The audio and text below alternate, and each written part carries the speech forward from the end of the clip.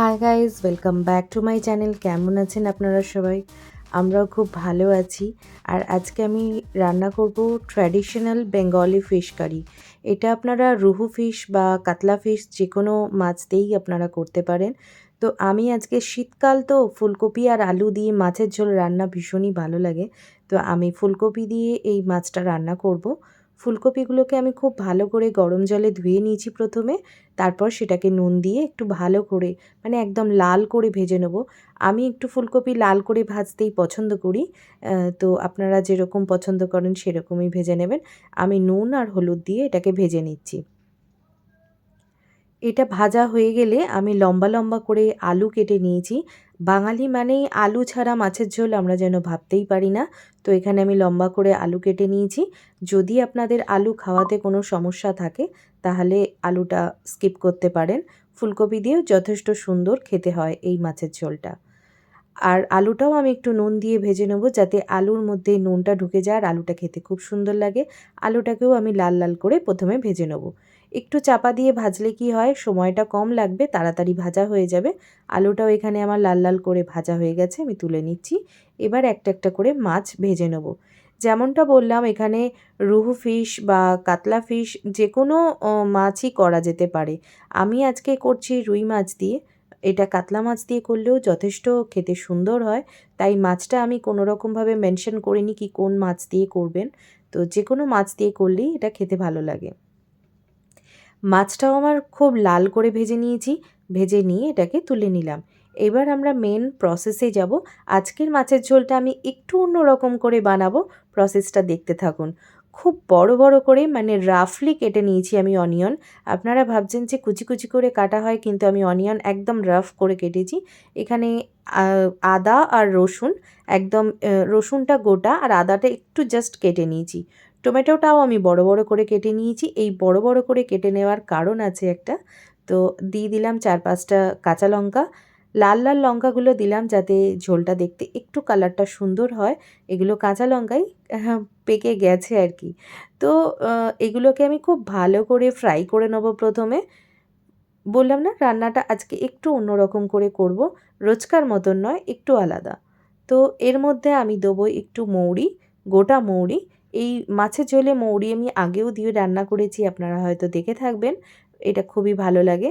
তো সমস্ত মশলাই আমি আস্তে আস্তে মিশিয়ে দিচ্ছি। এখানে জিরে আর ধনে গুঁড়ো আর হলুদ একসাথে সমস্ত মশলাটা মিশিয়ে দিয়ে আমি খুব ভালো করে এটাকে ফ্রাই করে নেব, যাতে পরে আমাকে ফ্রাই করতে না হয় খুব বেশিক্ষণ। এটা ফ্রাই হয়ে যাবার পর আমি এটা গ্রাইন্ডারে নিয়ে নিচ্ছি। খুব ভালো করে একটা স্মুথ পেস্ট আমি বানিয়ে নেব। খুব সামান্য একটু জল দিলাম যাতে পেস্টটা খুব সুন্দর হয়। দেখুন হয়ে গেছে আমার একটা খুব সুন্দর একটা কালারও এসছে।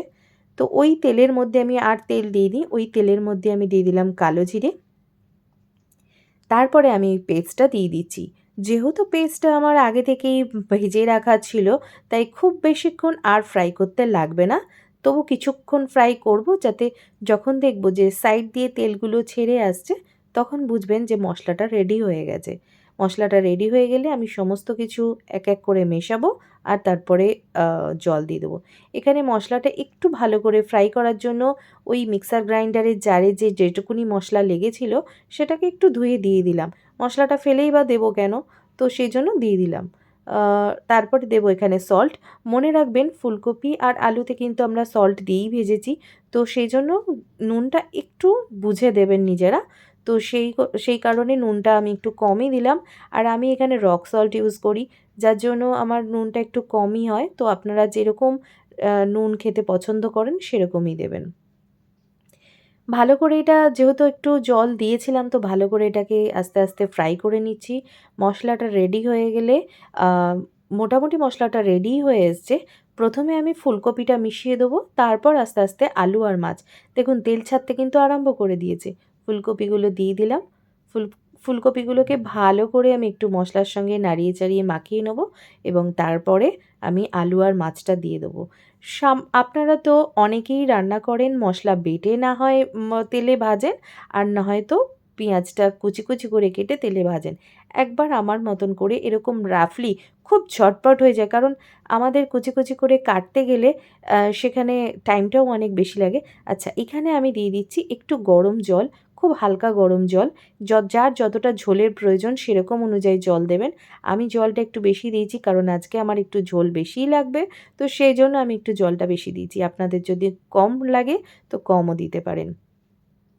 তো যেটা বলছিলাম, আ উম দেখবেন খুব সুন্দর করে ফাইনলি চপড করতে গেলে একটু সময় বেশি লাগে।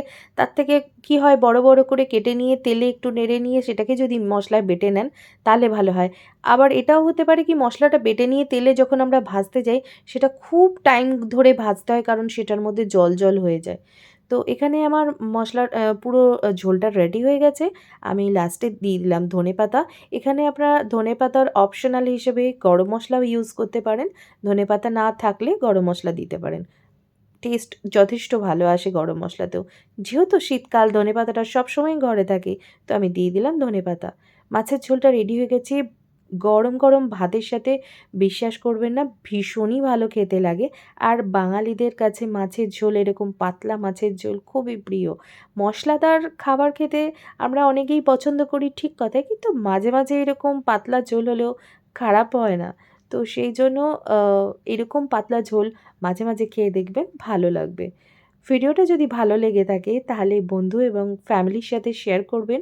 আর আমার চ্যানেলে যদি নতুন হয়ে থাকেন তাহলে সাবস্ক্রাইব করবেন আর বেল আইকন প্রেস করতে ভুলবেন না। বেল আইকন প্রেস করলে আমার আ নতুন, নতুন রান্নাগুলো আপনার কাছে সবার আগে পৌঁছে যাবে। Thanks for watching. Take care. Bye, by.